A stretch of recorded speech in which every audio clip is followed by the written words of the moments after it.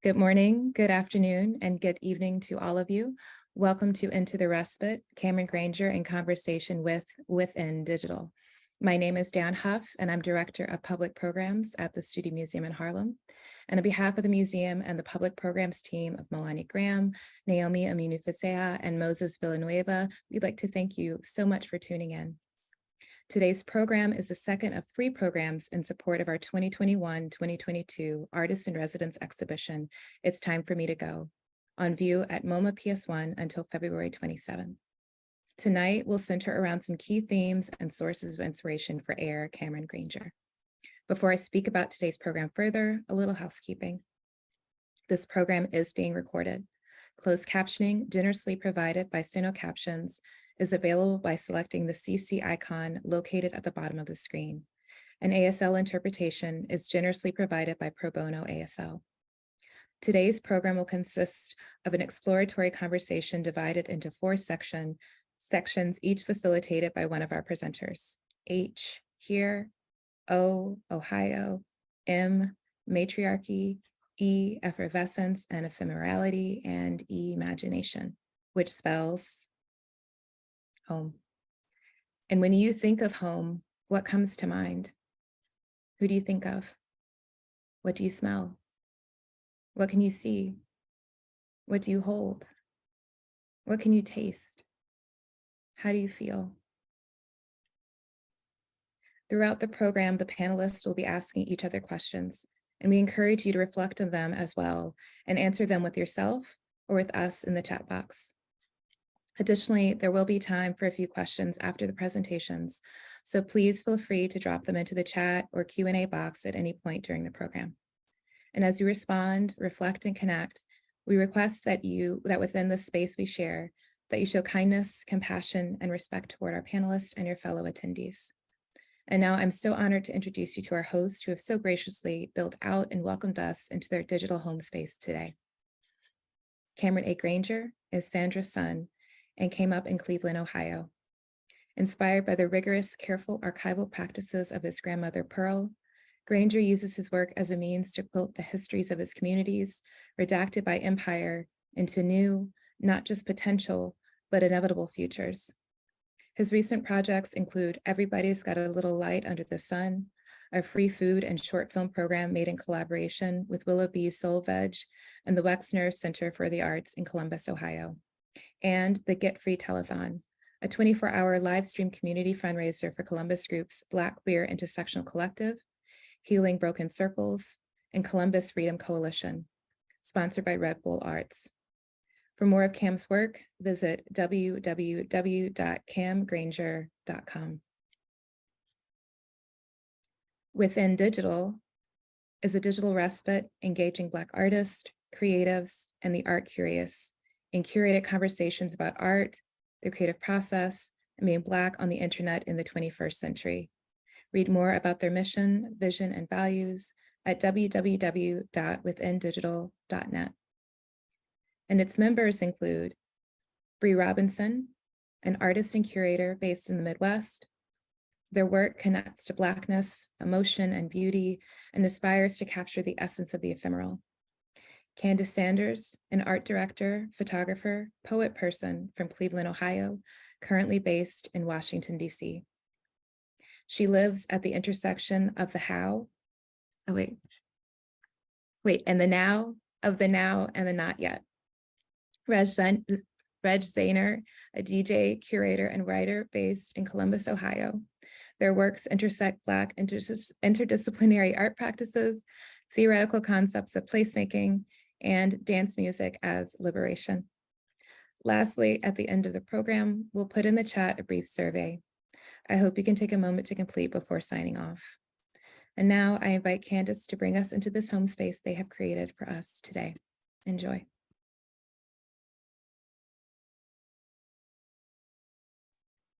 Thank you so much, Dan, for that wonderful introduction. And thank you to everyone for being here with us today. We're so excited for this talk and to welcome you into the digital respite and to share ideas in this digital space. So look at our opening slide, and we are here. This is Into the Respite. We're so excited. So here are the digital boundaries for today's conversation. When Within Digital conducts our conversations, we communicate digital boundaries as a way of facilitating a shared safe space and a sense of home and community.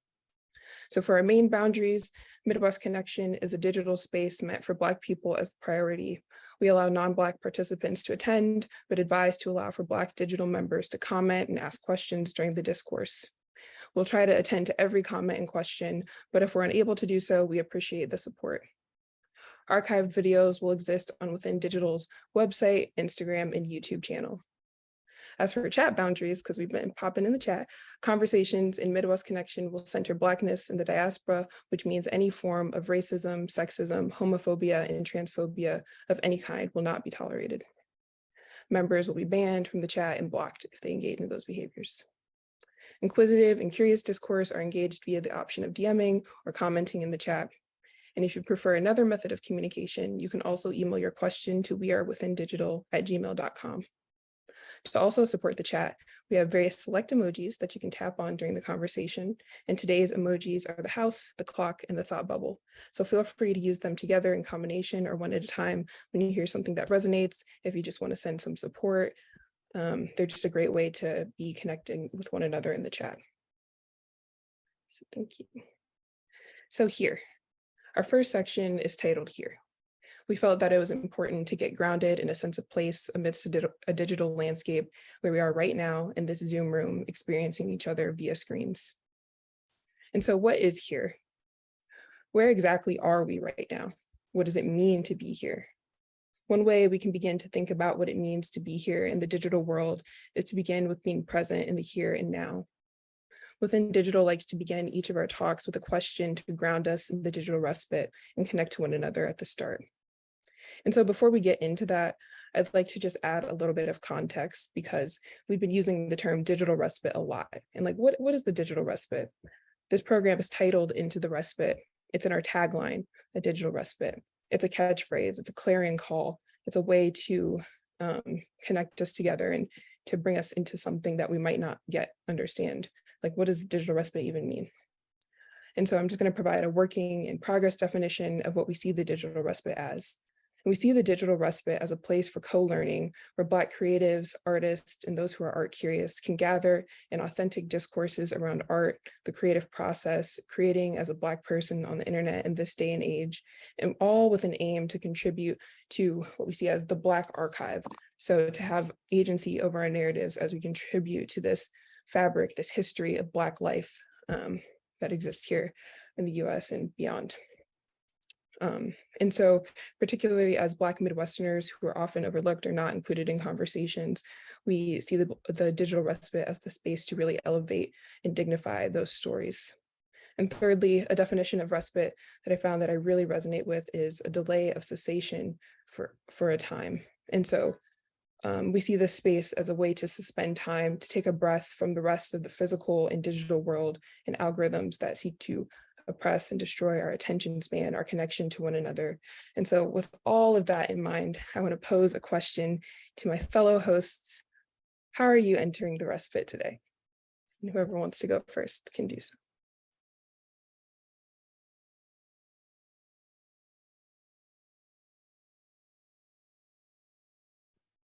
Yeah, thank you for that beautiful conversation, Candace. I'm entering the respite pretty excited, rejuvenated, and warm because global warming, and ready to dive deep into the landscape and lineage of and legacy of Ohio. I'm feeling yeah, also to echo Raj, thank you for that amazing introduction, both Candace and Dayon as well. Yeah, I'm so excited for this. I guess I'm entering the respite with feeling, I feel like I'm coming down. I had a really kind of crazy like start to my day. And like that delay or cessation from time really resonated with me. I really love that definition. So I'm like really holding on to that and just like welcoming in some slowness and enjoying like just happy to be able to kick it with y'all for a little bit. Same, y'all. I'm really grateful to be here. I think I'm entering the respite today with gratitude and optimism, talking about Ohio, talking with my pals. It's going to be great. Yes, yes, thank you all so much for answering that question, because I too feel like this week has also been very intense, very busy, just in preparation for this conversation and just life things in general. And so I'm just entering the respite today full of gratitude and excitement and just genuine pride for all that this program is and all that the preparation that went into it. So just feeling a lot of gratitude for the labor of love, because we talked, like within digital, we've talked a little bit about this on our Instagram, but of how within digital originated. And so just to be here in this moment with you all is a lot, it means a lot. So I'm excited to get into the combo. So we'll begin today's talk by grounding with a quote from the Bell Hooks essay, which I hope everyone, if you haven't had a chance to read it, will take the time to read it in the future. But it's called Homeplace, a Site of Resistance. And so the opening quote that we're going to begin with says, "Black women resisted by making homes where all Black people could strive to be subjects, not objects, where we could be affirmed in our minds and hearts despite poverty, hardship, and deprivation, where we could restore to ourselves the dignity denied us on the outside in the public world." And so I guess we can just sit with that for a moment as we talk about all the things that exist in the outside world, but in this space, what it means to find a place of restoration with one another. And so this leads into my first question, which is, how do online spaces like this become places of refuge when the physical home might not be the space to find it? And so I'd be very curious to know what you all think.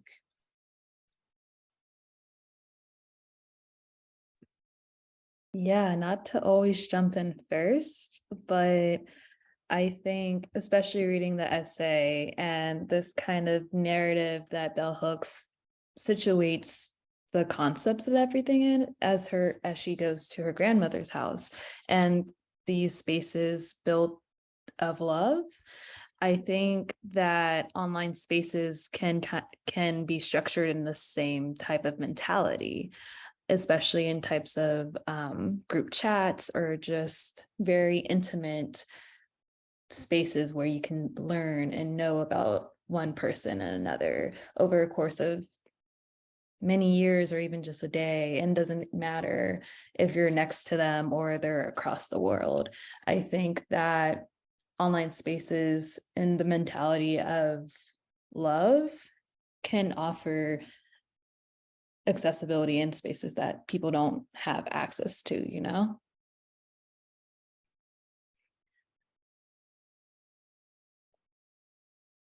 Yeah, I would agree with you. I like what you said about like coming together and kind of finding a common language despite any kind of distance. And so I think that that is really one of the ways that online spaces become really powerful, is like you develop a certain kind of, yeah, like language and understanding that is very unique to that space. And so sometimes in physical life, you might not be as comfortable to be your maybe true self or a certain version of yourself in your physical life. And so the online space can be the place to experiment with different selves or to build up your self-esteem just as easily as online spaces can also tear down your self-esteem. There's just so much within them. Yeah. And it just depends. Yeah. Yeah, I also agree. And also to the degree that even physical spaces can be dangerous and that you can't express, or there's just not the option to, and how just being on your phone, there's just the option of just creating, like you said, multiple selves, which is interesting. When I see this question, I was thinking like, at first I was gonna go back to like when I was younger, and like you said, like y'all said, like exploring those like multiple selves and like, you know, spending time on like a bunch of like weird like fan boards and stuff like that. But I also started to think of 2020 and when like, you know, oh my God, it was just like obviously like so much was happening, so much is still happening.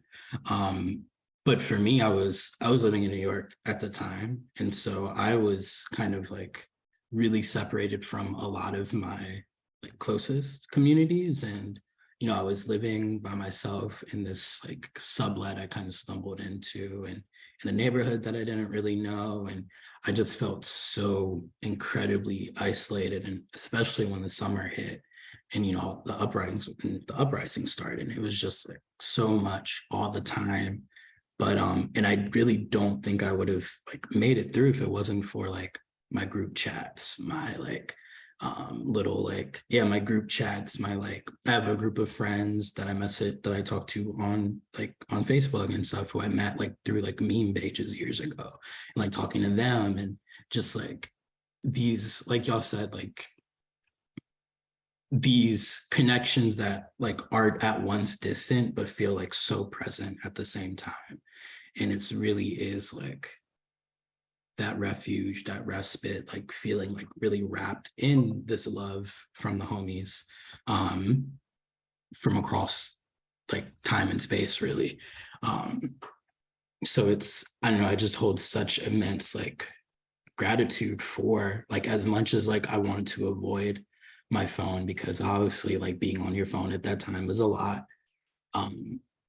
It was also like a lifeline because it kept me connected to the people that I really needed at the time, you know. That's facts. Like, I feel like there is a lot of negative association with being on that phone, but like it do in fact go down in the DMs, and like people have connected so much with our platform, and it's all been digital so far. So I think that like this sort of refuge and respite that we are creating virtually is something that people really resonate, and it's just sort of a byproduct of our time. Like people had carrier pigeons back then, and now we have iPhone 13 pluses. Like it's time, it's community, it's how we get to one another, and it's beautiful when it works out. Yeah, and I think the way I stumbled into Within Digital was through, I didn't meet any of you in person except for Bree last year. I mean, not last year, like last month or whatever, but it's like I stumbled through it online. So it's just in the way I turned to that platform also during COVID was to seek other Black people who like art. So I think that like creation, like that intention is so important. And I think most of the time people find refuge or why do people turn to online communities? It's intentionally to look for like-minded or trying to find that connection, you know? Sorry.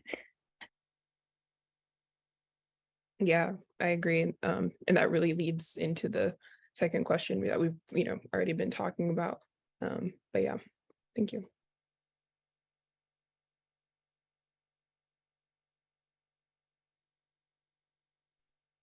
This next portion is about Ohio. Little Miss Ohio is the 17th of these 50 United States, sitting pretty between Pennsylvania and Virginia and also Indiana. Ohio is that girl. Black people, who is our main audience here Within Digital, we arrived here in the early 20th century during a period known as the Great Migration. Something notable about Miss Ohio is that the great Toni Morrison said that her creative process began and ended at the lip of Lake Erie, where I reside right now. We consider Ohio to be this Mecca, this sort of place where all roads return. And soon you will see some images of our own worship of this place, our own dedication and love in photographic form. So with that question, with these images, with these thoughts of our home place in mind, these maps, these archival images, I would like to ask, how does the legacy of your home place affect this concept that we have of community?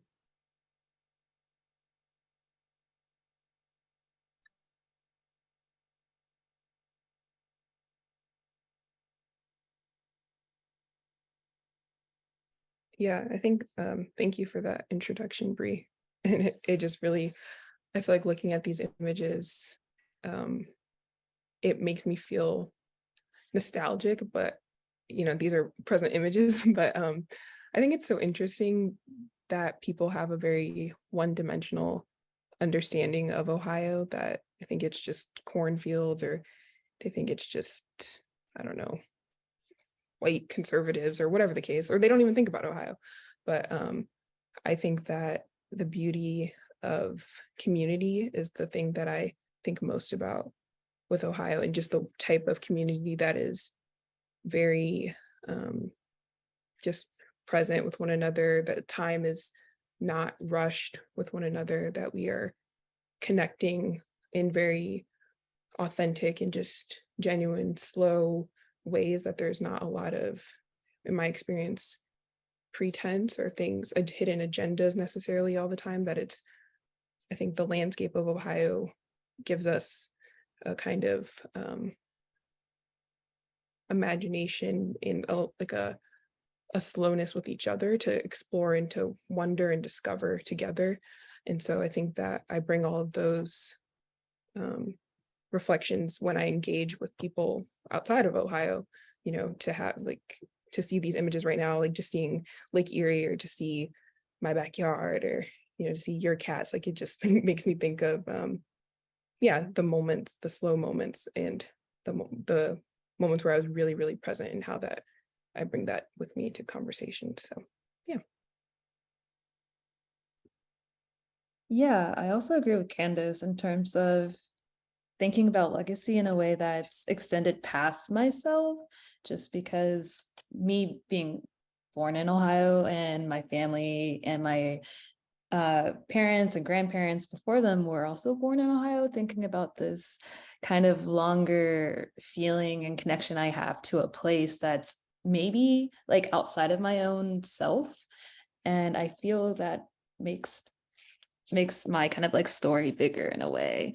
I always felt like any small town I would go to Ohio with my family, and we would go to church, or we'd just go to the random McDonald's. It just felt like I've been there before, but it's just another replica of like the place I've already like lived in. So it's just interesting how I feel, especially being not in Ohio right now, how just thinking about where I'm from, it really grounds me in the idea that like, oh, I feel more comfortable here. I know the people here, and I know where I can like orientate myself. And when I move somewhere that's not as familiar, it's just kind of like rethinking about what is my tie to community, or like what is my tie towards this like bigger situation I find myself in. I don't know if that makes sense or not. Yeah, totally. It does.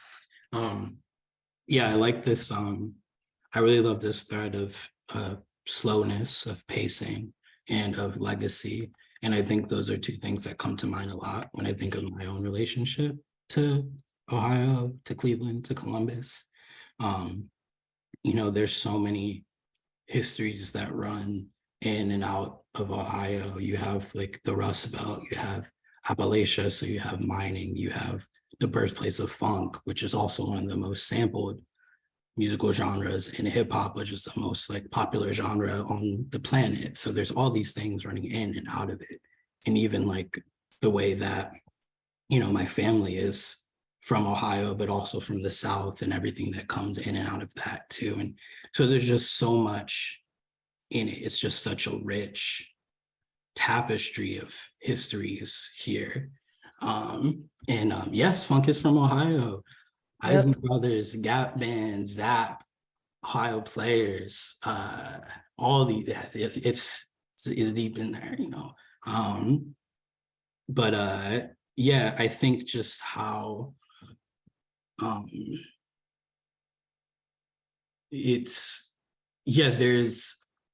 think what Reg said, like how you feel tapped into something bigger than yourself, and that's very real.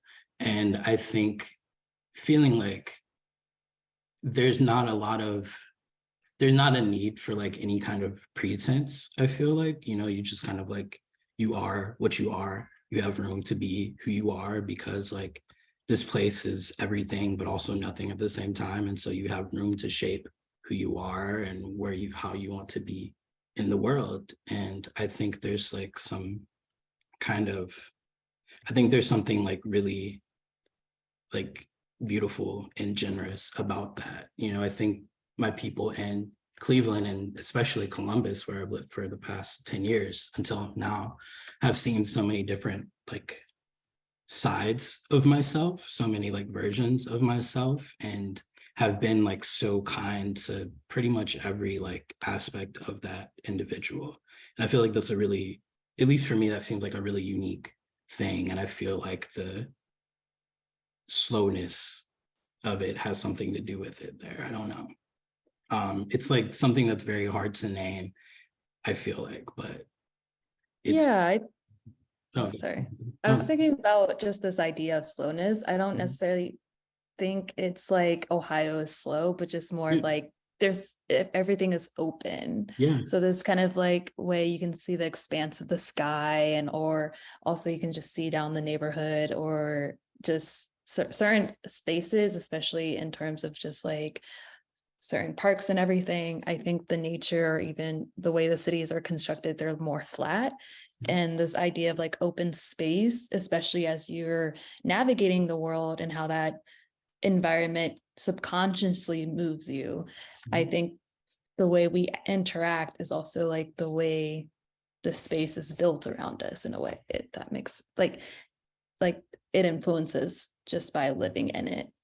Yeah, I would agree with that. I feel like, my fault, did I interrupt you?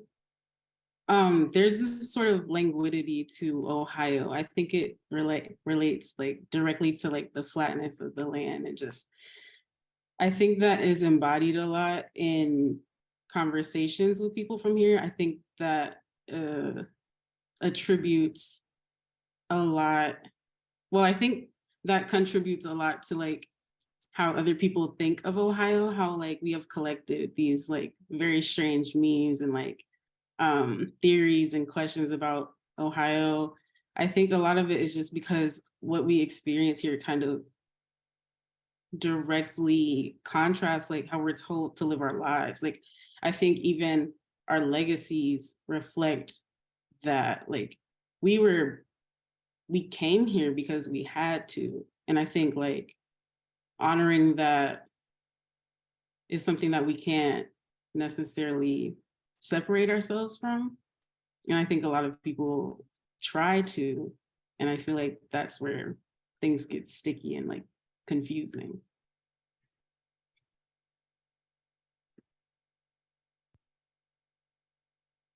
Yeah.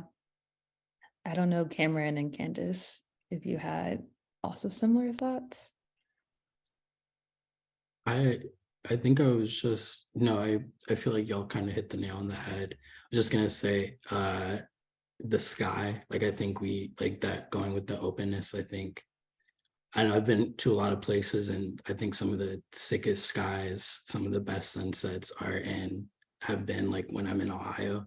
Obviously, you know, I'm biased, but I think going back to that openness, there's something that, you know, I remember my first time in New York. I was here walking with I was here with some friends, and we were hanging out with one of his cousins, and she said, "I can tell y'all from Ohio because you keep looking up." And I think I don't know, for me, that's just an instinct. I'm looking up because I'm looking at the sky. And I feel like when you're used to just like having this big, beautiful sky over you, you kind of naturally think outside of yourself a little bit. So. Wow, that's really beautiful. That's so poetic. Yeah, I don't really have much to add, but I do just agree about the possibility that that kind of landscape offers to our imaginations to just really move through the world with this like boundlessness in a way.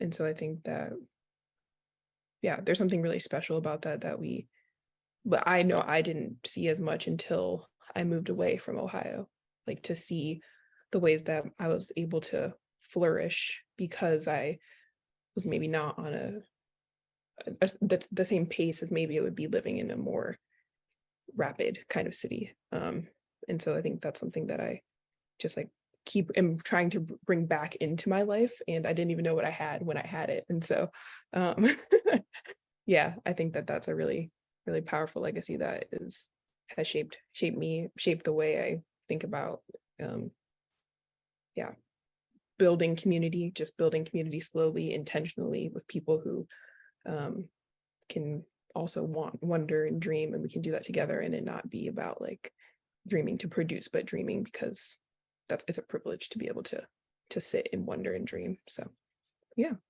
loving the combo. It's true. Ohio is a place for dreamers. My follow-up to that question, as we reflect about community and the decadence by which it's made, is how would you say that this culture here in Ohio, in the Midwest particularly, like relates to how you engage with communities online in the digital landscape? Okay, I have to jump in first on this. As someone who's like a DJ, especially a DJ in dance music, I feel that in the Midwest, especially in terms of music and in electronic or dance music, how it's so distinct in that area. Even if we're looking outside of Ohio, especially if we're talking about the encompassing of like the Midwest, we have like techno and we have this infusion of like club music, and then you have like funk, and then also like specific rap, underground rap music from like Cleveland introduced into all these elements. The way I interact online is this, again, going back to this openness. I feel like a lot of DJs in the Midwest mix in a very specific type of way that's open to different genres and also to different types of people existing in space.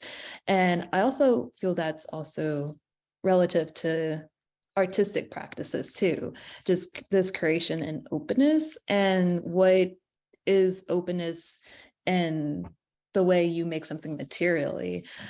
So my navigation online is this kind of showing up and make sure I'm showing up genuine, and also not expecting to get anything out of it, and just trying to like see what's up. Most of the time when I'm hanging out and, either in Pittsburgh, Detroit, Cleveland, wherever, I'm just showing up just to see what's up and just see how everyone's doing. I feel like these other ideas of like social production, or like trying to like, oh, I'm showing up so then I can like get a bag, or like I can get a certain opportunity. I don't think that quite exists in the Midwest. I feel like if people put you on, it's because you're talented and they like eventually they like you, but it's just like it's not in this weird like exchange, this transaction. It's more about genuine relationship building. And that's kind of the way I navigate online, especially as it relates to art making and just what I want in my life. So yeah, that's my long-winded kind of like ethos.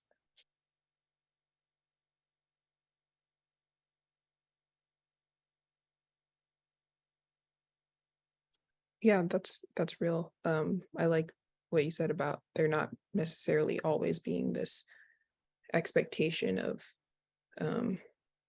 yeah, like some kind of transaction taking place between people, but really the love of creation is something that you can like, yeah, carry into these online communities.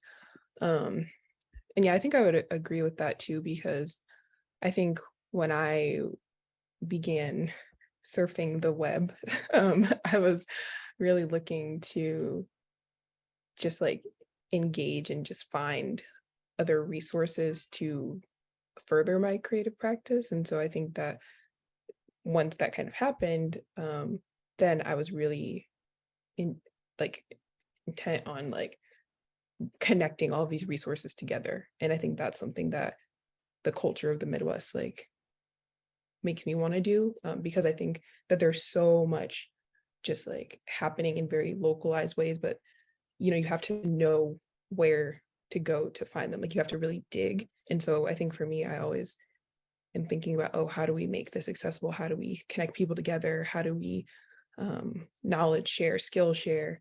How do we make this link between this person who's doing this amazing work down in Columbus, if this work that we're doing in Cleveland, and like, oh, we're kind of doing the same thing, but we wouldn't know unless we like talk about it online. And I saw your flyer and I'm like, oh my gosh, you're so cool. And like, you're like, oh my gosh, you're so cool. And now we're linking up.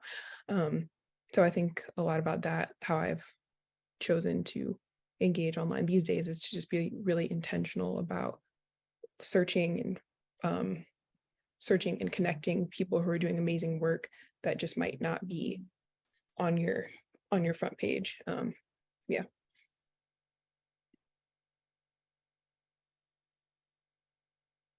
Yeah. Yeah, y'all got it. I don't have too much to add. I do want to highlight this one comment in the chat from Anastasia.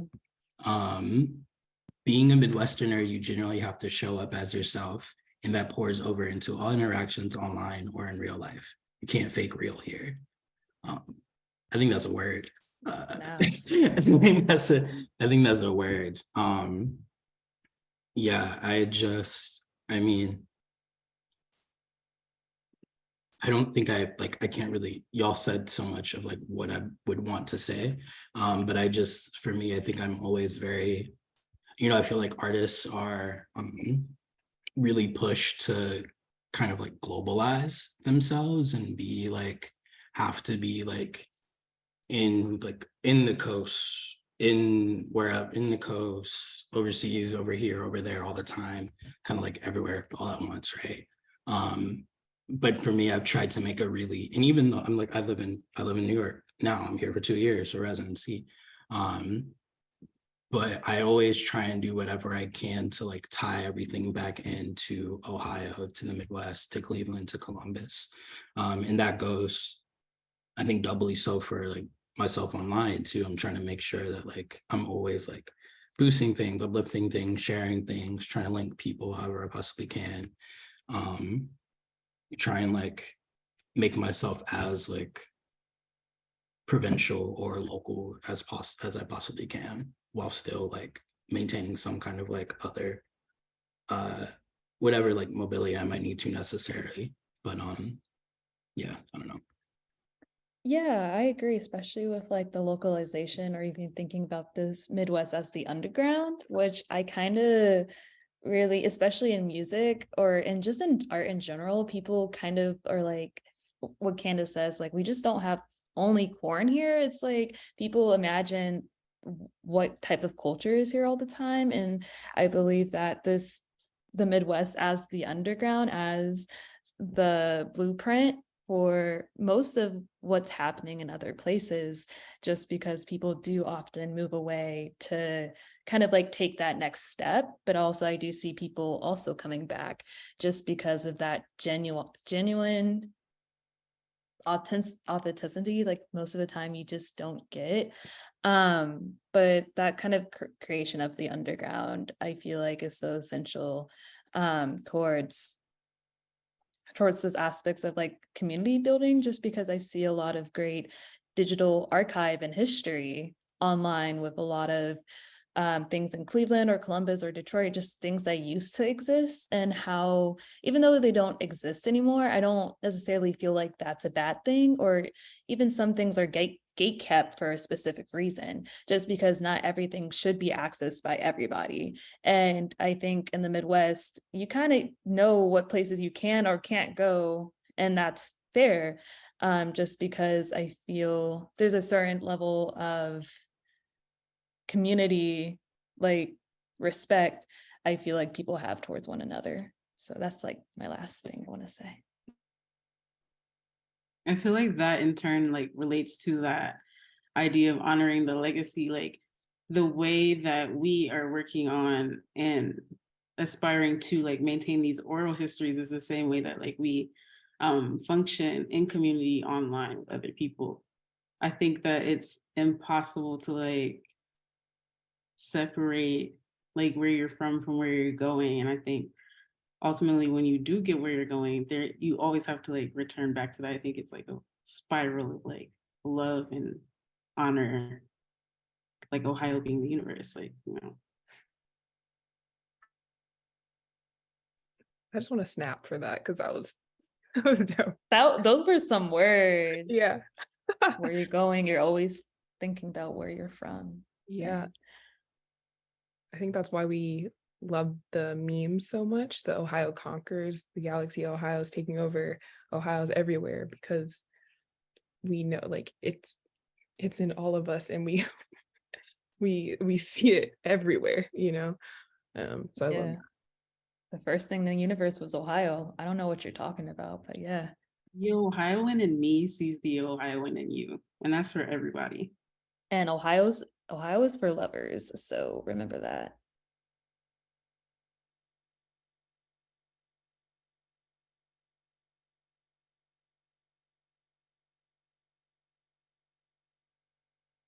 Now we are on to matriarchy.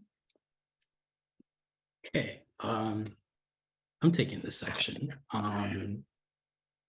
So almost said Virginia over there pissed right now. True. Be all right. Virginia will be all right. It'll be all right. Okay, so matriarchy. So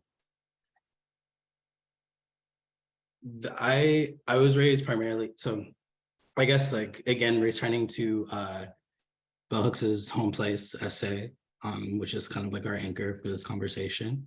We want to take some time to talk about matriarchs, the Black women in our lives that helped make Homeplace for us.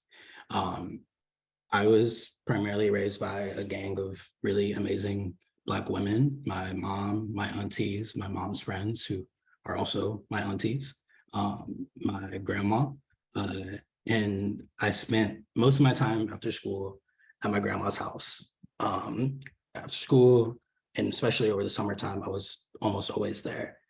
And these summers, this time at her crib was kind of like, I know there's some of my most fond memories as a kid, and I felt like I loved going over there because I felt like I had unspoken permission to be soft and like find and like have time to like explore all these different sides and aspects of myself that I felt like I couldn't do on the outside. And it was, you know, I when I read the essay Homeplace, it was so exciting to me because I felt like I finally had language to what was kind of like that unnameable feeling that I felt when I went to my grandma's house. And she also like uplifts this, it lists what women like my grandma had been doing for generations. She uplifts it, and sorry, there's like something happening on my street. Hold on one second. Okay, my bad. But she uplifts it at this work, this labor of creating a home for not only for yourself, but for all of your loved ones. She lifts it as this really vital, radical act that it is. And you know, thinking of my grandma, who also like came from the Jim Crow South, like creating a home, building a home, owning a home, that was vital, you know, that wasn't easy to do. Especially like in the face of like this patriarchal white supremacist society that was, I think, radical in every sense of the word. So it was this, she uses the word that home became a place to lick the wounds of white supremacy. And I think it also became this place where familial and communal histories can be archived and preserved. You know, I think if we can go to the next slide, there's you'll see a bunch of images from our like families' homes. There's, you know, I think of my grandma had her mantle and her table that had everyone's baby photos on it. And I think, you know, when I talk to other Black folks, I think we all have like that mantle, whether it's our grandma's or our auntie's place or granddad's place, wherever. You know, I think that's also like, that's evidence that we're here, we were here, and it's a place to hold that history, keep it alive. So I want, and, you know, when thinking about this program, I immediately thought of Within Digital and the work that y'all do and the respite as a way of creating Homeplace as well. So I want to talk about that, but I think first, it'd be good for us to like think of the Black women that we want to honor for creating Homeplace for us, you know? So maybe I'll turn it to y'all, like who comes to mind for y'all? Yeah, thank you for that beautiful introduction. I love looking at these photos of our places that have meaning to us. Like I have photos of my grandparents' house in there. I know, Reg, you have photos of your grandmother's home, and Cameron, you mentioned, and same with Bree. I know you have photos of your grandma's home, and it just touches me so much just to think about these items and these things that have been collected within a space, and just that curation of beauty, this construction. Like I just feel such a connection to that as I like moved into my own apartment and was really thinking about how do I create a space that feels like how I feel when I go to my grandma's house. Like how do I do that? And in one of these photos, you'll see like a little mantle with a bunch of stained glass, or not stained, yeah, just like little glassware. And if you look behind me, you'll see my little kind of emulation of that in my living room. And I just think about the ways that I try to carry forth what my grandmother did or does, and what my aunties do, and what my my mom did for us in the home, both through physical construction and the construction of routine and creating meals and creating conversation. And so I just want to publicly say thank you to all of them, as I think about my own womanhood and all that I'm able to do now because of them. So yeah. Yeah, I think that the Black woman I want to thank, especially I want to thank, is my grandma. It's funny because I know when we're talking about constructing Homeplace and it's these mantles, it's the decor, it's the certain plates you can only eat on for like special occasions because it's like very special. But one of my favorite places at my grandma's house is the bathroom. And you know, it's like, why do you think about the bathroom? But okay, hear me out. My grandma has like the best bathroom to take a selfie in. So every time me or my cousins, we get to grandma's house, you know, eventually one of us is going to take a selfie, and she's always just like, why are you always taking selfies in my bathroom? And it's like, grandma, you have the best bathroom, you have the best light, you know, we got our angles down. So there's a lot of these like selfies we've taken in her bathroom where it's just like from like my sisters and me and my other cousins and everybody, where it's just like kind of feels like we can document us growing up in a weird way, but the bathroom's the same, but we've changed. So it's this kind of interesting like I guess archive in history that I never think about until like I saw the pictures and I was like, whoa, this is kind of weird. But I especially just want to thank her for creating a space where I can feel like myself and explore the passions and ideas that I want to do. Just because I feel like in other spaces I've been in, it's not necessarily the same, but like Candace and like Cameron, like you pointed out, just like for some reason, I don't know, my grandma kind of snapped. So I don't know, it makes me always feel loved. So yeah.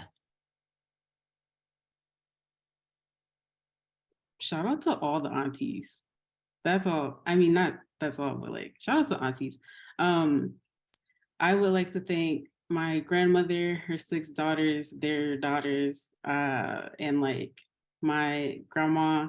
I think a lot about this question because I think about my grandma Janie's house a lot. I think about like this sort of bold dedication to like style and like flyness, just like having the things, having your home posited of this as this place.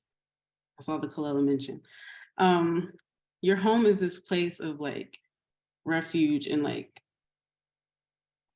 it can be decoration. Like it doesn't have to be like, I mean, it can be like thoughtful and like gentle, but I think about like surrounding yourselves with things that you find beautiful. I think about my grandmother taking my brother and I to thrift stores, like being 8 or 9, just like in the thrift store looking for lampshades that are beautiful and just make you feel good and feel comforted. I think a lot about my mom and her sisters and just their creation of community within themselves, like a family made community. I think about that as the framework for a lot of the relationships that I have now and how I like desire to have community essentially as like my family. And I do have that. And I'm grateful for that. I'm grateful for Kalela dropping, for she is mother. And I am grateful for my friends, Candace and Reg, because they're the parents of this project. And that's how we are all connecting. And it's been the most beautiful and enriching thing. And yeah, I'm grateful for that. I love a shout out. Shout outs. Also, there's like a little section where I want to read in terms of like, yeah, within digital, like we are mothering this respite. So that's kind of like thinking about like not what is mother, but essentially just just essentially in terms of especially in context to Bell Hooks' essay, where she does describe like Black women, especially just like oftentimes are the ones creating these spaces just because of misogynoir and racism and everything kind of compiled towards Black women, especially dark-skinned Black women, and how the work of care and love and just creating space oftentimes befalls on like these types of identities, and how these types of people and ourselves, me, Candace, and Bree, we're also all Black femmes, and just this idea of like we're not doing it because our brains are telling us to, but it's just because we want to love, and how our grandmas, our aunties, our friends, our sisters, our cousins, sometimes even strangers on the street. One time, I don't know, at an after party, I went to someone's like home and we chilled, we played the Wii and like just sat and talked, and their home was like decorated in such a cool way. And it's just like, these people who open their hearts out to us, and oftentimes create space where there is no space. I think that's just very important. And I just also want to make sure we always thank these types of people, because usually those like most of the times like work Black femme people do never get the thanks that we deserve. So period. Okay.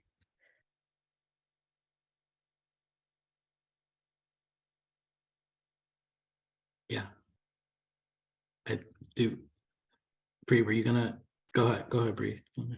I was just gonna say, like, I'm very grateful for people, specifically Black women, who have like really constructed these places of home, of safety, of refuge, of respite, when the world has not done the same for them. Because yeah, wouldn't be here without it. Gratitude. Yeah. I think that's a good place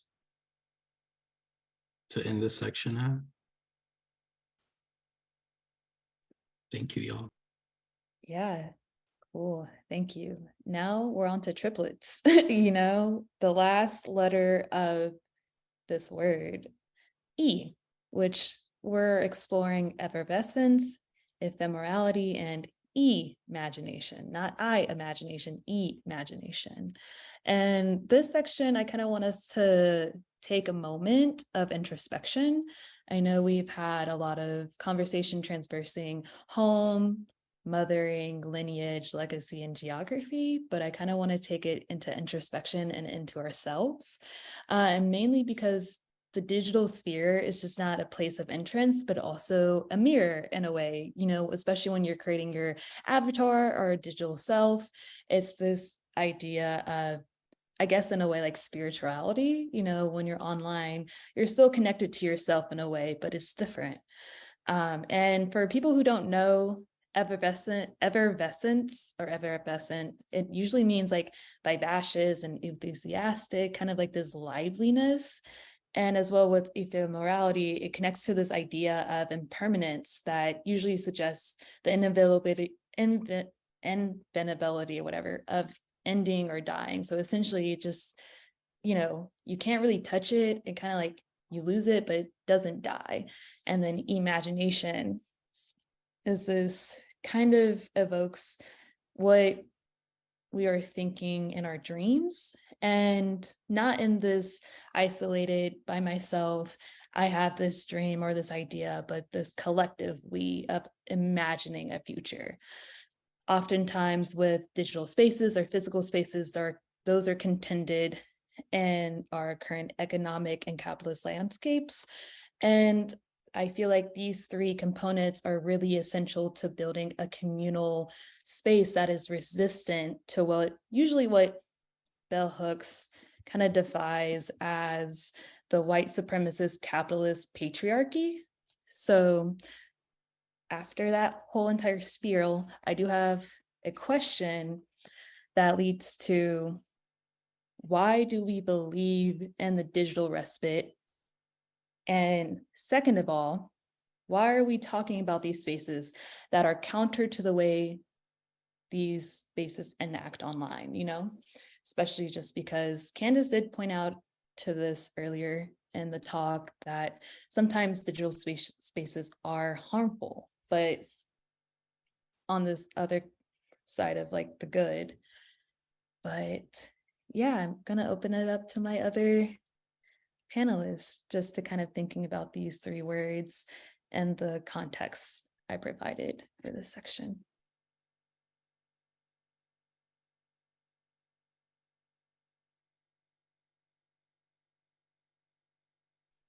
Well, maybe I guess I'll jump in first. I mean, I believe in the respite. I believe in y'all because, I mean, I think we see very clearly like that the platforms we use are kind of rapidly like deteriorating, and like, they're all like kind of showing their asses right now. And, certainly I'm an avid Twitter user, and Twitter is kind of like going bad. It's down bad. And, even Instagram, it's hard to even see like what your friends are doing, and when I see what y'all do in bringing people together, and I mean, this is like, even just like creating a space where people feel so comfortable to like hang out in the chat in this presentation here, I think that's really, I don't think that's by coincidence. I think that's because of like the sort of atmosphere that y'all cultivate. And that is really, it's very clear that like, we're not going to just be given a like perfect platform, and I think like, it's not going to, like, no platform is going to magically be made to like fit all of our needs. But I think, it has to be carved out with intention and care and effervescence, to use the word.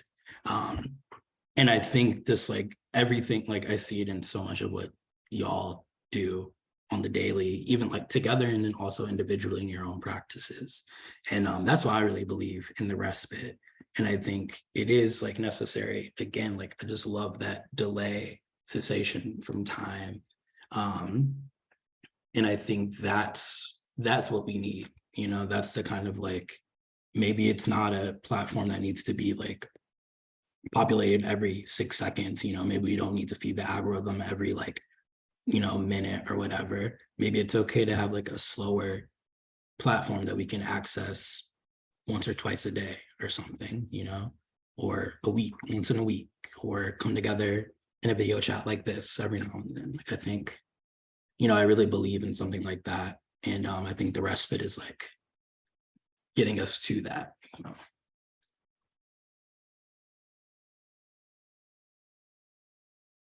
That was so beautiful and touching. I don't want to cry, but no, I really appreciate you starting that off, Cameron, because I think that that's really the heart of what we're trying to do is to, we're talking about building Homeplace, finding Homeplace, creating Homeplace, and how we're doing that is finding it within one another.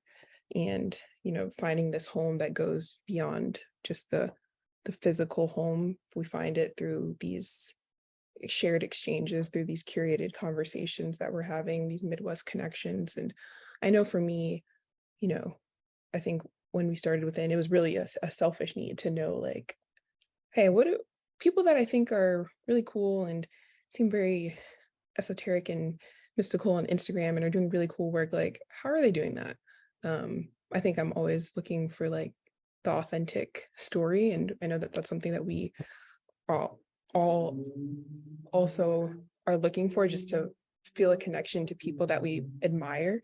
And I think it's just really exciting when we're in these conversations and somebody says something that maybe you think you've only experienced or you've only thought, and then when they say it, you're like, oh my gosh, somebody else out here is really, we're similar. Like, if this person that I thought was maybe somehow above me in some way because they have done this residency, or they've been in this museum, or they're doing this thing, like, now I see that we are so much more connected and closer and more alike than we are different, so to speak. But I think what I think about is this digital void narrowing, because I think that what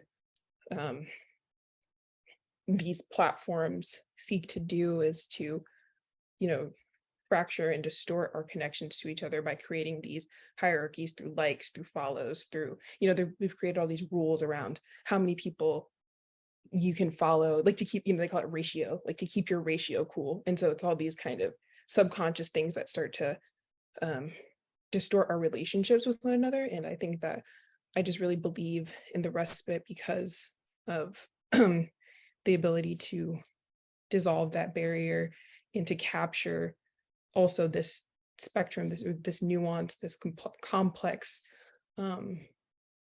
image.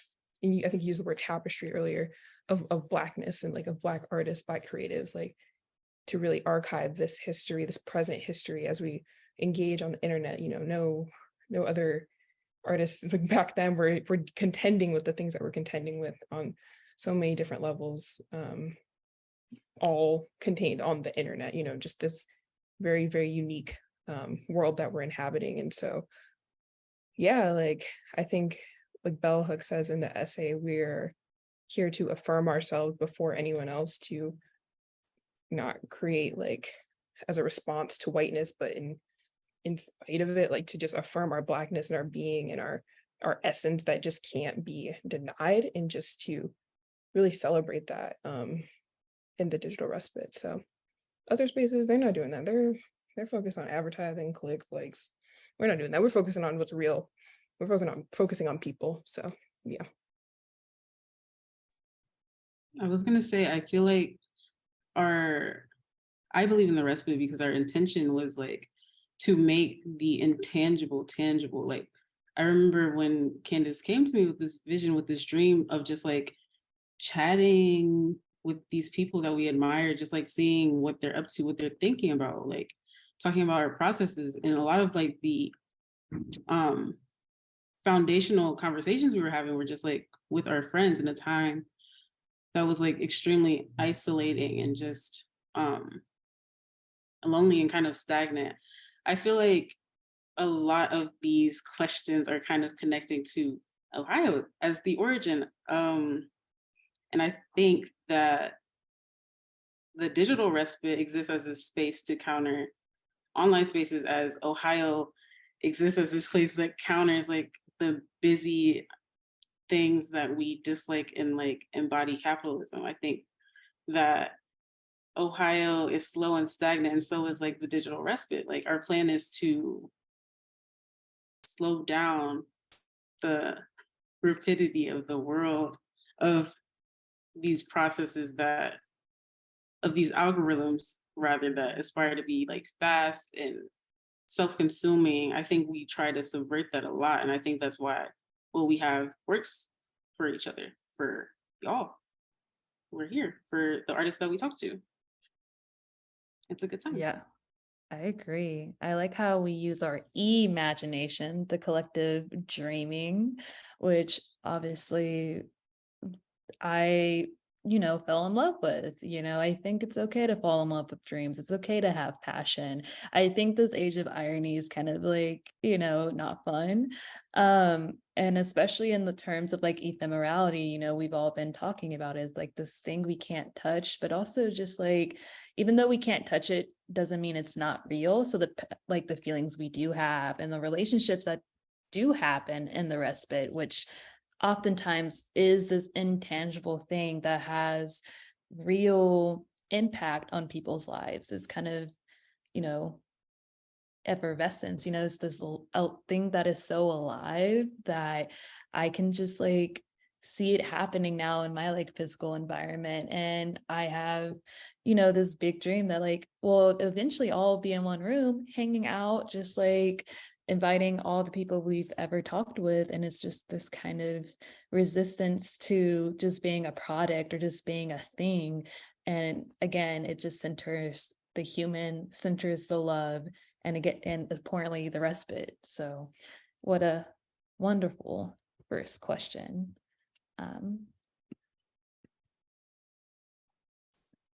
Now I have this even deeper question. So I want you to really dig deep and let's head into one of our final questions in terms of, how is the digital respite reinforcing bell hook's notion of Homeplace as, quote, the construction of a safe place where Black people could affirm one another and by doing so, heal many of the wounds inflicted by racist dominations, end quote. And importantly, why are spaces like this so essential? So, and hopefully someone jumps in. So, yeah.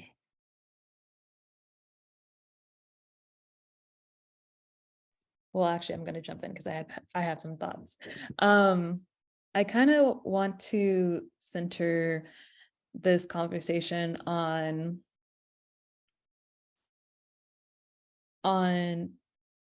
the boundaries, the digital boundaries that we have. I think in most places of love that we care about, there are rules, there are things that we have to abide by. And I think that with digital, like the digital respite, not that it's gatekeeping, there are things where we do have to state why our intentions are our intentions. So in that way, people know that this is a safe space. I think the naming is such an essential, such an important tool to be able to carve out moments or like places that people can really be. I think if you just walked into like a different type of group and they didn't name these rules or like these kind of like moments where you can feel like you can speak up and no one's going to really talk down on you, I think that's why the digital respite is kind of special to me, just because of the naming and knowing that y'all have my back, and also just wanting to listen. I think there's moments where I'm online, I'm shouting in the void, no one's listening to me. And I think that spaces like this is important because, yeah, I may be connected to a lot of people online, but it doesn't mean people are listening, but not that I'm lonely or like sad, but, I just want to be heard a little bit. One of like Facebook's earliest mottos was move fast and break things.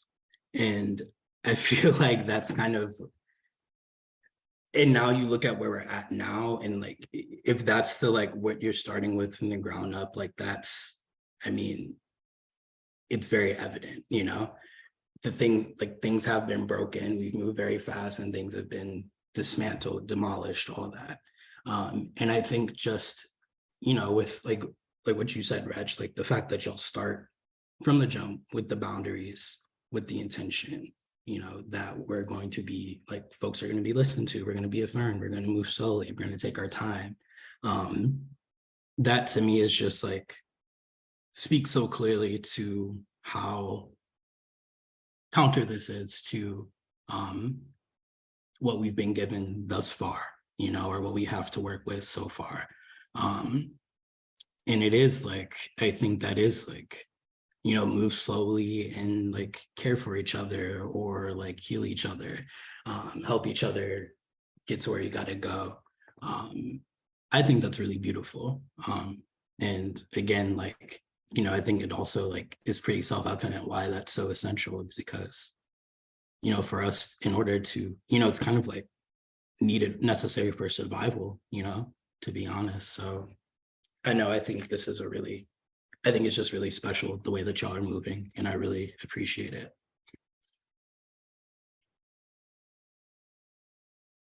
Thank you. I feel like our intention, as we were talking about, as of within as a safe space of refuge, I think that connects to the theme of effervescence. I think it's a really activating thing.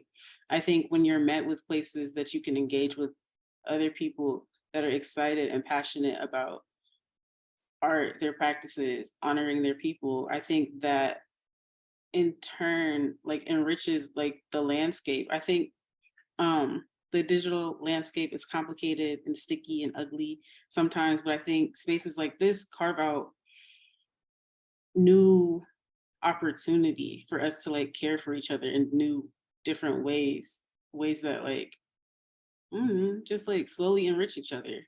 And I think that's important.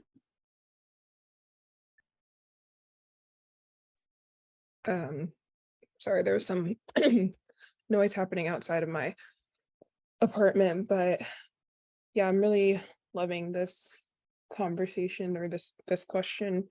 Sorry, I'm gonna pause. It's okay. We all take a pause. Going back to Cameron and Bree, why do you think spaces like this are so essential? Well, you kind of answered it, but in a different way, you know, like in a way that's just like, for me, I think, I mean, I've said it again, but I know we keep saying it, but I feel like spaces like this are important. Not that they don't exist, but I feel like I want more. It's this desire of, I want to see my entire landscape change, because what's happening right now isn't fulfilling me. And I feel like if I also am having a hard time finding connection, I just imagine like someone else who doesn't have the respite, it could be worse. But yeah. I feel like Candace, I just saw your comment, but finishing or like going back to that, I feel like connecting and boldly like declaring that this is a specifically Black space, that's something that like I feel like has been done before, but has also been like easily tainted. I think that's a process that like, I don't know, happens. But I do appreciate that we are specifically here to highlight the work of Black artists. And I forgot what I was gonna say. I'm back. Yes, I like that.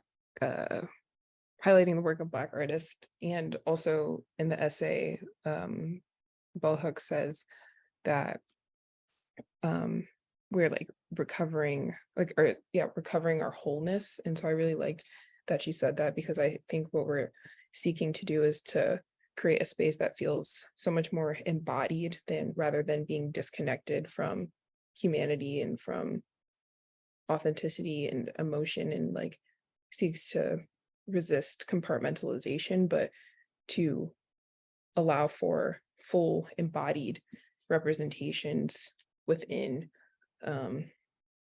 within this digital space as much as we can bring that fullness into, like, you know, a two-dimensional space.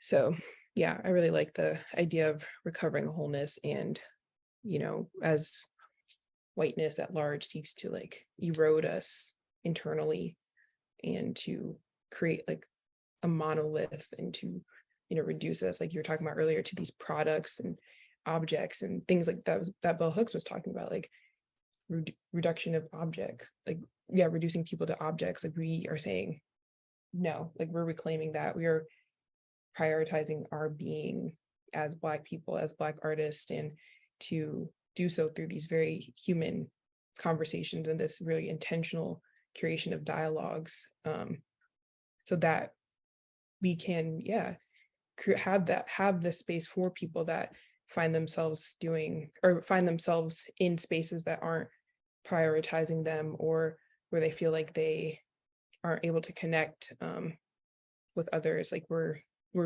trying to build up this oral history so that somebody years from now can come across a conversation of an artist that maybe they've discovered, and they see like, oh, this artist, their process is so similar to mine. I can make it. Oh, I can do this. Like, I have a connection that goes beyond just, we're both Black. Like, we're both Black and we both like mac and cheese. I don't know. But, you know, it's all of that together. And to, I think, also reduce some of the,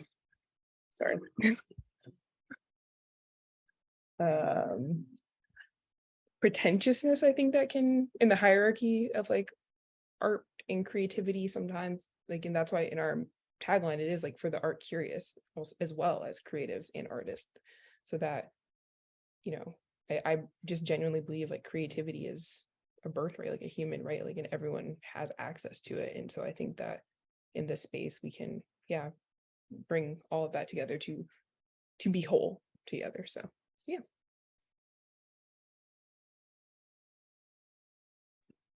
Yeah, that's beautiful. You know, we want to bring everyone together. I think thinking about like, yeah, the imagination, the collective dreaming, the collective working towards a thing, I think that's powerful. And just not that I got a bag, but also it's just not even about the bag in general. It's just about us doing something that feels genuine and that feels like we want to do it. And this is that talk. But thank you so much for answering that question. And we're going to go to the last quote, which is encompassing of our entire conversation. And it states that working to create a home place that affirmed our beings, our Blackness, our love for one another was necessary resistance. So I want to thank Cameron, Candace, and Bree for conversating with me, Reg, and I also want to thank the Studio Museum of Harlem for this conversation. And we're going to open it up for Q&A and some engagements around the thoughts and conversations and comments and all the things that we're talking about. So if y'all have anything, just bug us now. So.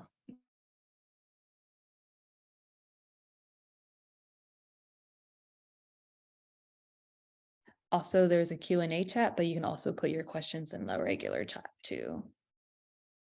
So. You can ask us about anything, really.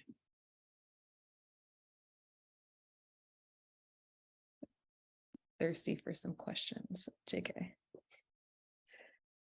You can ask us what our signs are. Oh, here's a question. I'll read it out loud for us. Thinking about, this is from Marcus. Hey Marcus, what's up? Thinking about self-fashioning, place, and home. My parents aren't from Ohio, but raised my sister and I here. Thinking too about home can feel so impermanent. So all my attachments to this place feel so self-fashioned. So many of us are from everywhere and nowhere. Does anyone want to speak to the impossibility of home and claims to space, claims to place? The the I and the M in impossible are in parentheses. Cool. I do want to speak to that in terms of this impossibility of both home and claims of place. I kind of do claim Ohio a lot just because in general with my family background, there is this inability to know where I'm actually from. So it's just this kind of way that I kind of feel like I'm from there, but I'm not from there. And it's just really more the way that I claim Ohio is just because of the community that I built in Ohio. And that community is where I'm drawn to. Right now, I don't have any other not any other community in other places, but I do have it online. So I do kind of like attach myself to certain online spaces a lot more because I've built communities in that. So I kind of like drift towards where I've built the love that I need to feel. But I think that's why I kind of have been drifting through a lot of different places though, just because I do have a love for Ohio, but also just this need to, I do want something that to be mine, but also that in general, I think home is more about the people we make around it and less about the actual place it would be forever, because sometimes home doesn't last forever, sadly. I don't know if Candace or anyone else wants to speak to that. I think about home and the impossibility of it as this sort of very mutable thing. I am thinking particularly about The Wiz in the song Home from the Wiz soundtrack. And I'm just thinking about like, there's this line that's like, I wish I could go home. Wait, maybe I'll go home when I have some direction. And just like the concept of like taking things back to this foundational ground, even if that's not tangible, but you still have like this aspiration to be and to like enrich the place by which you come. I think that like though home can be fleeting and like imaginative or like constructed out of nothing, like can be really internal. Like I think there's still this desire that exists with it to still serve it and honor it as it's like given to you, you know? Does that make sense? Yeah, yeah, 100%. I think, yeah, I feel similar. I have to move around a lot for what I do, just being an artist, I have to move. And, I've had there's like a 2-year span of my life where I was like living in I was only back home at my apartment in Ohio for like 2 or 3 months out of the year. And it was, I think in that time, it really I think home can be sort of like, for me, I think of home as kind of like portable in a way. Like, I think, my home is as much as like the ground beneath my feet to like how as wide as my arms can reach to like everyone, all the people that have made little pieces of home, little pieces of home in themselves for me as well, and I feel really blessed for the fact that I do feel like I have many different homes in many different places through my people. And I think that's really beautiful. But it's also, I think there is for me still always this this pool, when everything hit the fan in 2020 and I got really stuck and I didn't know what to do. I kind of was left with a decision like, okay, do I stick it out? Do I keep couch hopping in New York or do I go back home?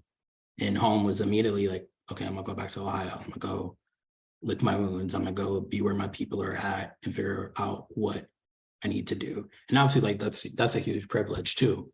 And I don't want to sidestep that. but I think for me, there is always like, there's the homes of like within people, and then there's also like, I think there is like the ground too that I feel tethered to. And again, like I mentioned earlier, like I'm always finding some way to like reach back into that ground, you know. Yeah.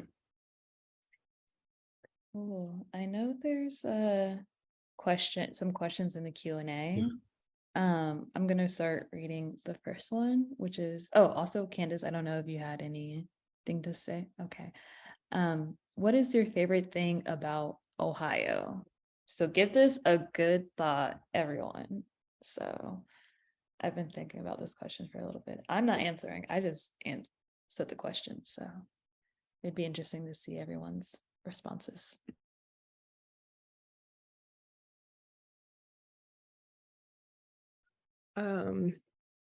Something that I didn't realize how much I missed until I went back home to Ohio this fall was the seasons. And just how distinct, I mean, global warming, so I'm speaking maybe for a past version, but particularly I was struck by the colors of this past fall in Ohio, in Cleveland particularly, and I just I don't think I appreciated it the way I should have when I was younger, or just took it for granted in a way. And so I think just the seasonality of Ohio, as I remember it, is something that I will claim as my favorite thing, because I think it really marked a lot of, both the external season, but also created certain internal seasons for me. And so I think how I approach my life now, thinking about seasons, is a direct result of growing up in a place that was so seasonal. So that's my favorite thing, because there were yellow trees and orange trees, and they were everywhere.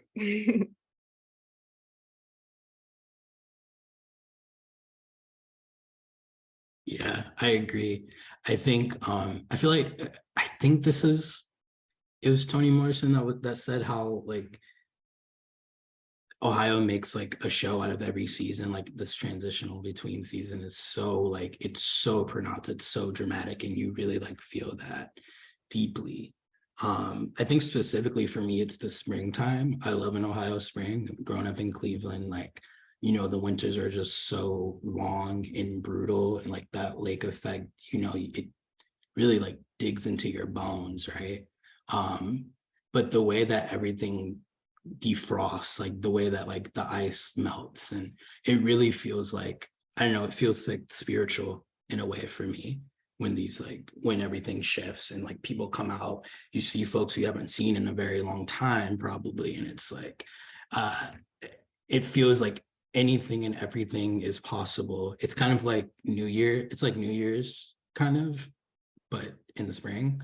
And it just feels like I can do anything, and I feel like we're all ready to like do some shit. So that's my like favorite thing about home, easily. I feel like I don't know.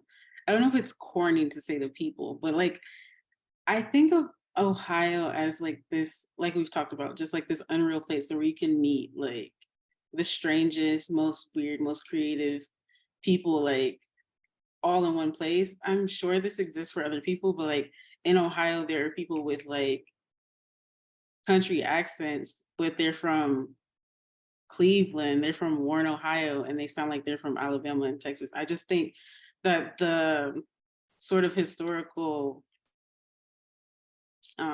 lineage is like something I've never experienced anywhere else, and I really appreciate that. Yeah, and also the roaming biscuit. I love the roaming biscuit that exists in Ohio so much. Yeah, I think for me, and it's not corny to say the people, I think the favorite thing about Ohio is the people, it's y'all, I think like everyone I've ever met, and especially going to Cleveland like last weekend, I was just met with the most unique people I probably would never have met in my entire life. And also just like you all, like I feel like I don't know, like meeting you all have changed, you've changed my life in such a better way. And to all the people like I love and that I have loved and that also are not with me right now, that really connect me to Ohio. It's just like, it always reminds me that love exists. So that's why, like, that's my favorite thing about Ohio. And thank you, Anastasia, for sending us that question. But we also have the next question from C Green is, what are you doing to expand this? I saw that asterisk of space right now, which I think is the within digital, which we can talk about that too. And I think, is that what you mean by the question by the respite and like expanding the respite, I think. Yeah, I think that's what that question is. Also, there's a question, what is a roaming biscuit? It's amazing. I'll let Bree answer that after I answer the first question. But yeah, we'll actually get into that if after the Q&A about what we're doing to expand this space. I think that there's just so much possibility and potential for what the digital respite has to offer. And I think that we're going to continue to have conversations just like this. So please tune in for those. And we have some other exciting programming that we want to do. And we want to take this thing across the Midwest, So that's just a little taste, but I'll get into the specifics after. And then Bree, you want to explain the roaming biscuit?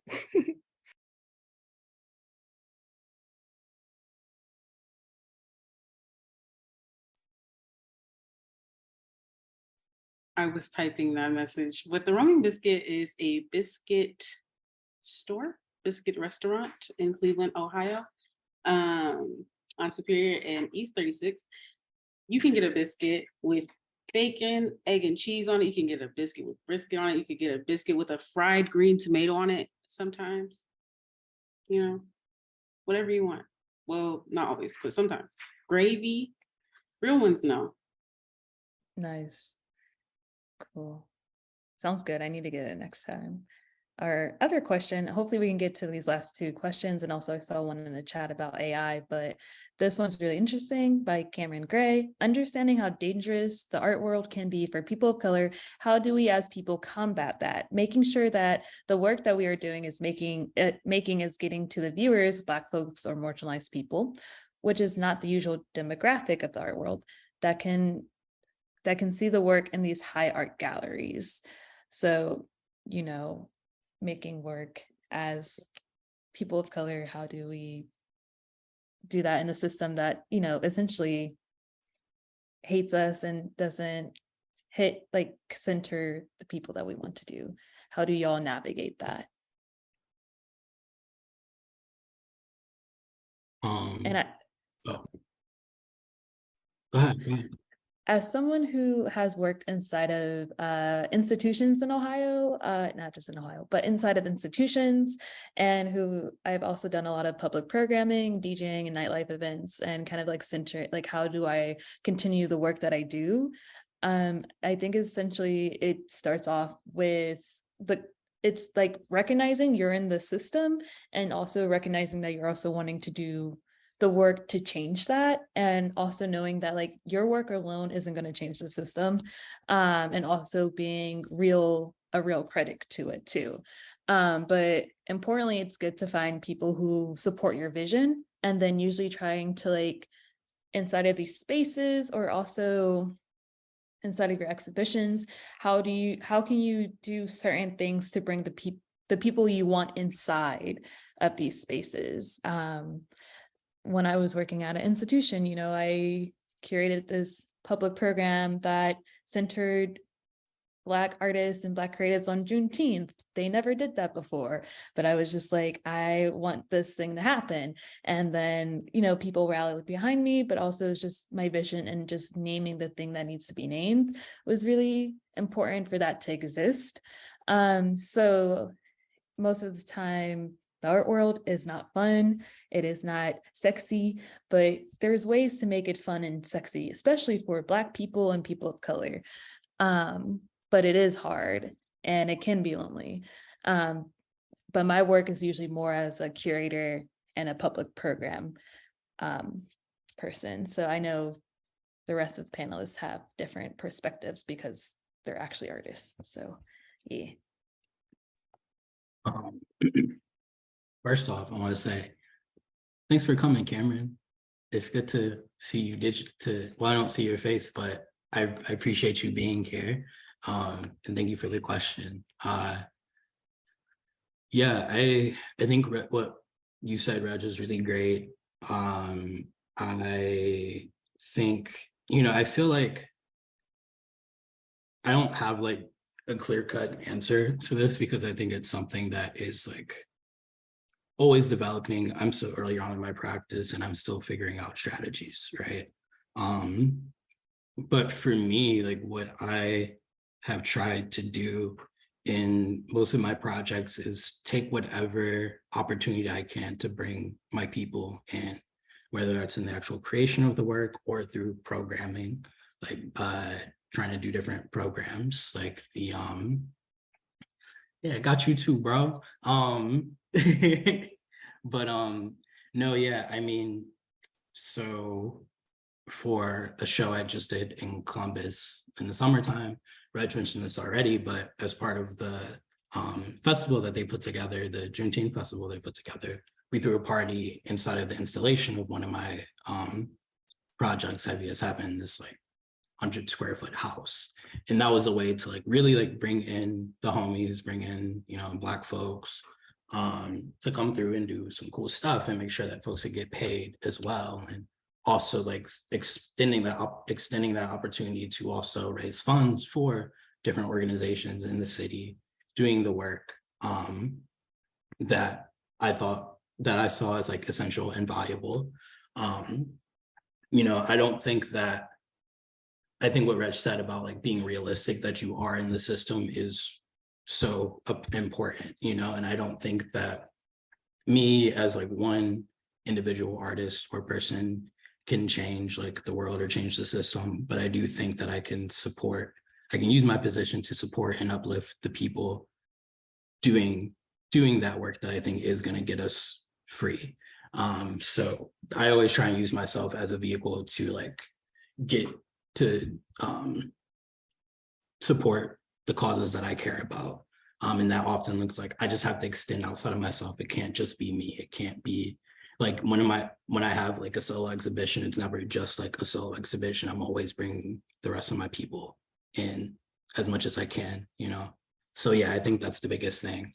But also like, I feel like I'm talking loud, but I think it's also like when you bring the people in too, trying to do what you can, because like you're bringing your people into the system. So like, how are you also like positioning yourself to protect them when things get dicey as well? Because I've also experienced that, and that's you don't want to bring your homie in and then like they get taken advantage of. So like being aware of that and being an advocate as much as possible too. So yeah.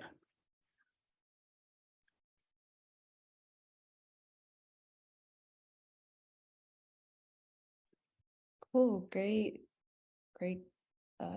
advice. Also, there is a question. I kind of want to jump back to the last chat question. Oh yeah, how will AI, I think that's AI or OWL, change Ohio? Oh wait, never mind. How will OWL change Ohio? I think I'm reading that right. AI. Is it, oh, AI. Okay, I wasn't sure because it was capitalized. Dyslexia. How will AI change Ohio? I had to do it. I had to ask.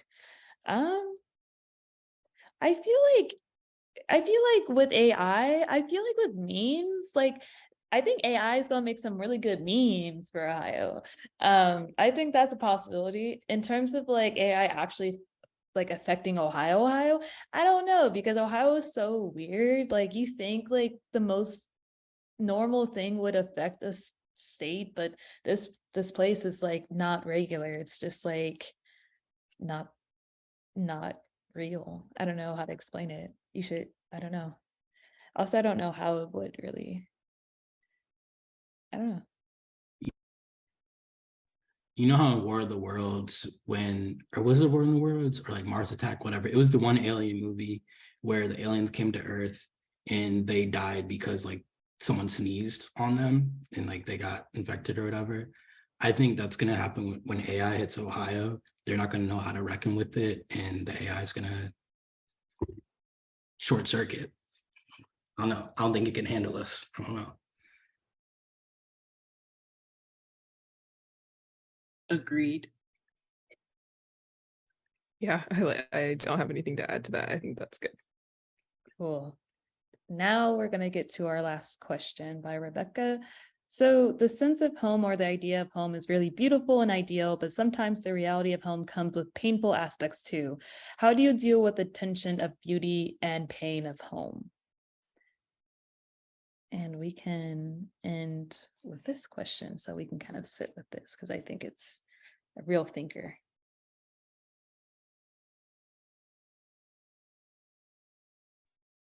I think for me, I think about the practice of gratitude and holding, like you said, the tension by gratitude for all that home gave me and all the ways that home shaped me. And while recognizing the parts that were painful, uncomfortable, like seeing those, not in a sense of toxic positivity, but like seeing those moments as important or integral to who I've become. And so I think, I hold it with loose hands, gratitude for the beauty and gratitude for the pain, and carry them both with me because they're all part of my story. So, yeah.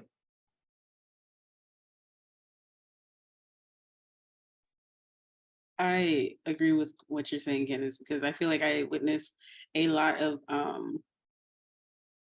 isolating and just like heartbreaking moments in Ohio. But I also feel like I also witnessed a lot of anti-nihilist memes.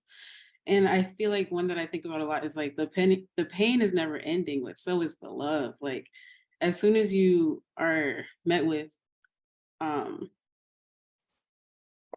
instances of like deep heartbreak, I feel like there are opportunities of subverting that heartbreak and looking deeply to see like what lessons can be gained from those. Like how can you like switch the swirl of the spiral? Like how do you challenge like what we know about situations that are heartbreaking, and how do we like romanticize them, spiral upwards? Yeah, how do we do that? That's something I try to be aware of in my practice in my life. ETC.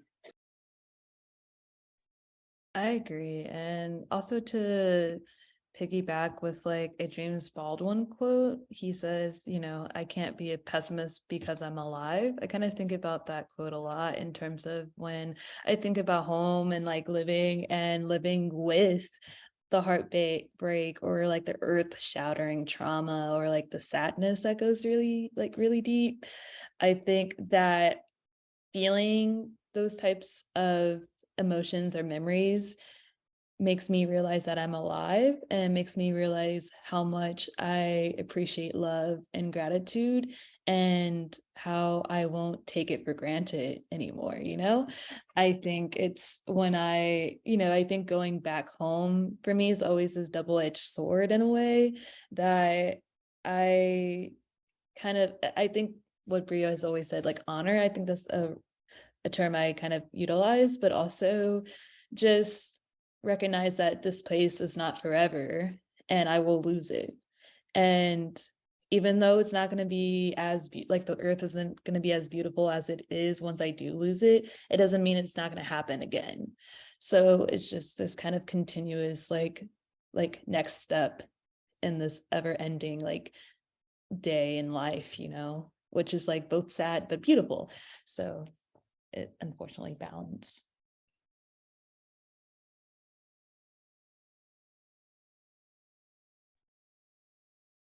And Cameron, I don't know if you had anything to add before we go to like our other last question? No, I mean, I think y'all nailed it, like hit the nail on the head. I mean, I was trying to find the Glorilla quote about the Every day about- the sun won't shine. That's why I Exactly. love tomorrow. Prophet. Queen. Yeah, listen to that song, Run Up Tomorrow. But yeah, going to our last question from Jordan. Moving to Cleveland was the beginning of a long period of physical isolation for me, but also the starting point for online connections through Tumblr, especially. In turn, I was able to foster heartfelt, real life connections when I was finally ready to leave my room. Do any of you have experience of isolation that propelled you towards enriching communities, experiences, or life paths? Yes.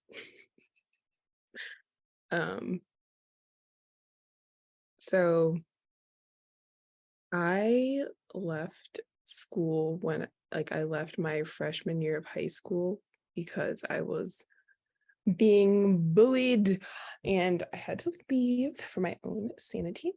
But in that isolation, I spent the next year doing school online. That was where I found my online community of Sims 3 players. And in that community, I spent a lot of time because I was depressed and I played Sims. But what I also did was learned how to create clothing for Sims. And through that creating clothing, I was learning how to use 3D programs. I was using Photoshop a lot because I had to market the clothes. And all of that contributed to what I do today.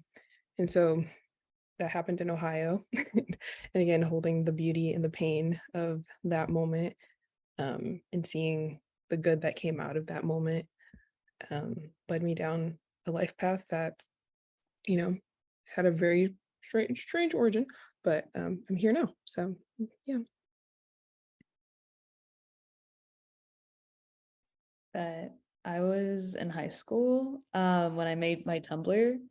And I didn't really have any friends, so I was posting on Tumblr a lot.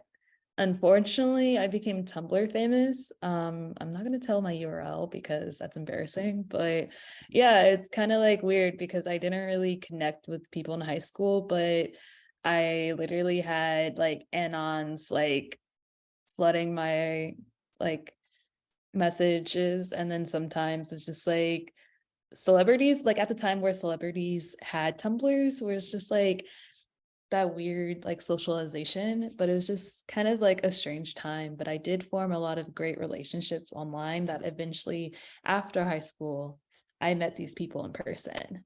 And it was a really sick feeling. And especially because of Tumblr, I used Photoshop like Candace and kind of like thought about art school a lot. And I ended up getting accepted, but not going to a lot of the art schools at first because I was poor. And then I ended up going to Columbus College of Art and Design. And that's where I met so many people like Cameron. And I continued to use Tumblr and Instagram. And then eventually I found Bree.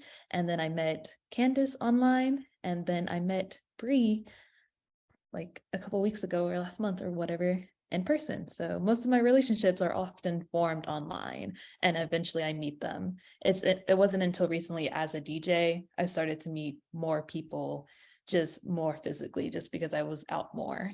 So yeah. I was also gonna say, I feel like the digital to physical, like I'm doing arrows, my fingers are arrows. Cycle of life is very real for me. Like I think I met Candace and Reg both through I think I met Candace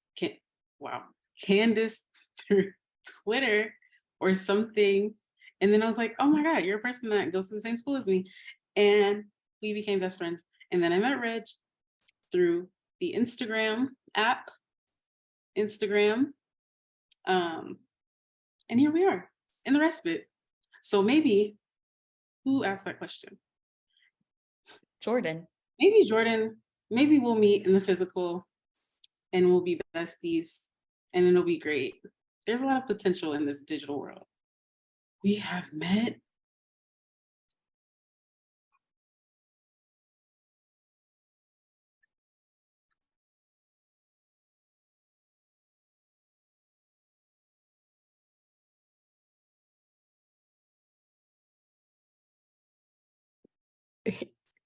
Yeah, Bree turned their camera off. This has been a wonderful Q&A though. And I think we can then move into our kind of wrap up and just just so funny. Bree's back. But yeah, thank you all so much for joining us today. We'd love to stay connected with each of you. So here's where to find us. Please visit withindigital.net, yes, .net, for the latest articles, playlists, archives of digital talks, and more. Please follow us on Instagram at within.digital_ for more memes and notifications for upcoming programming. Subscribe to our YouTube to find all archived digital talks. If you loved the music at the beginning of this conversation, subscribe to our Spotify to find all of our playlists and stay connected to the Respite.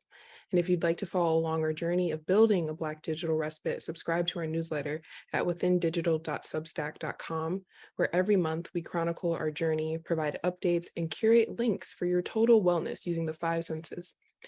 And next, we'd also like to invite everyone to continue the conversation with us on March 4th from 11 to 12:30 p.m.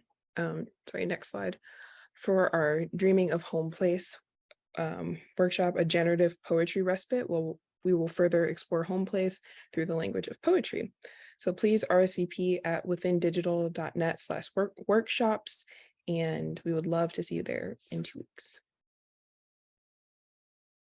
And now I'll pass it off to Cameron. Yeah, I just want to say thank you for taking the time to come through, everybody. You know, it's Thursday night. Y'all got off work. You could be doing anything else, but y'all was here with us. And I genuinely appreciate that. And like, thank you so much to Within Digital for, you know, just like dedicating so much time and energy and love and care into this event and to the respite, and, you know, joining me for this. Like, y'all were like the first people I thought of when like trying to figure out a program. So like, I'm just so happy y'all are here. And thank you, Student Museum. Like, thank you for the whole like programming team, Melania, Dayon, Naomi, Moses.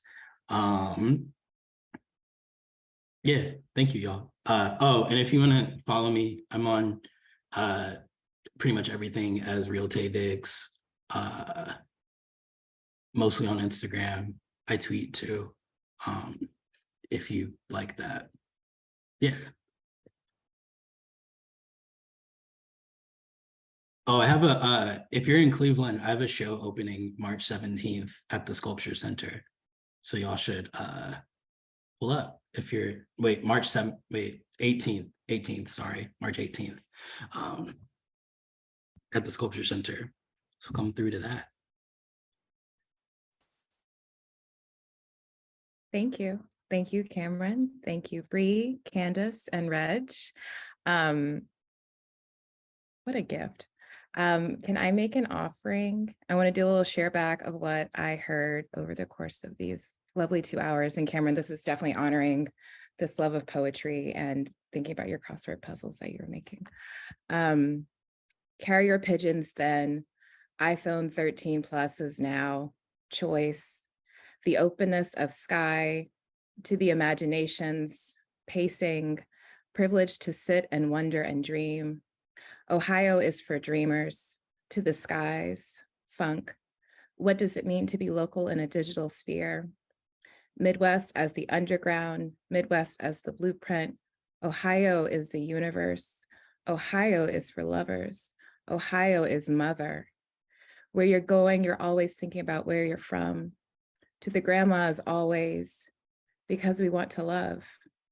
I believe in the respite.